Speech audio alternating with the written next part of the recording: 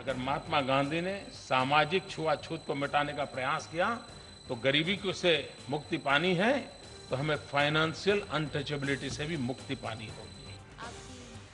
केंद्र सरकारच्या महत्वाकांक्षी जनधन योजनेचा पंतप्रधानांनी केला शुभारंभ।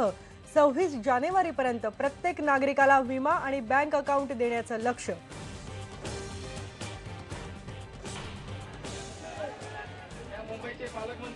लिंगायत समाजातल्या 12 पोट जातींचा ओबीसीमध्ये समावेश करण्याची सरकारची राज्य मागासवर्ग आयोगाकडे शिफारस। अल्पसंख्याकाचा दर्जा देण्याची शिफारस केंद्राकडे करणार।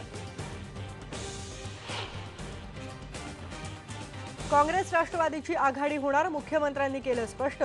आघाडीसाठी दोन्ही पक्षांचे प्रामाणिक प्रयत्न सुरू असल्याची दिली कबुली। राष्ट्रवादीचे माजी मंत्री बबनराव पाचपुते अपक्ष निवडणूक लढवणार। स्थानिक भाजप कार्यकर्त्यांचा विरोध असल्यामुळे भाजपकडून तिकीट मिळणार नाही। उलट जो तो यायचा आणि जणू काही आपल्याशिवाय आता राष्ट्रवादीचं काही चालतच नाही। आणि मी जेव्हा पाहिलं की इव्हेंट मॅनेजमेंट घुसली आमच्या पार्टीमध्ये, साहेबांचं निश्चित राष्ट्रवादी इव्हेंट मॅनेजमेंट कंपनी झाली आहे। पक्षात संवादाचा अभाव, सूर्यकांता पाटलांचे घणाघाती आरोप। म्हणाल्या बोलावणं आलं तर भाजपमध्ये जाणार।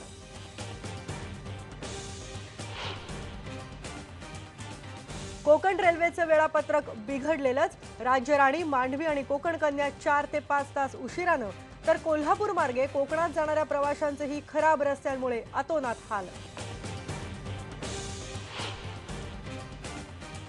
घुमानमध्ये होणाऱ्या साहित्य संमेलनाच्या अध्यक्षपदी संत साहित्याचे अभ्यासक डॉक्टर सदानंद मोरे यांची बिनविरोध निवड होण्याची शक्यता। ज्येष्ठ समीक्षक श्रीपाल सबनीस यांनी दिला पाठिंबा।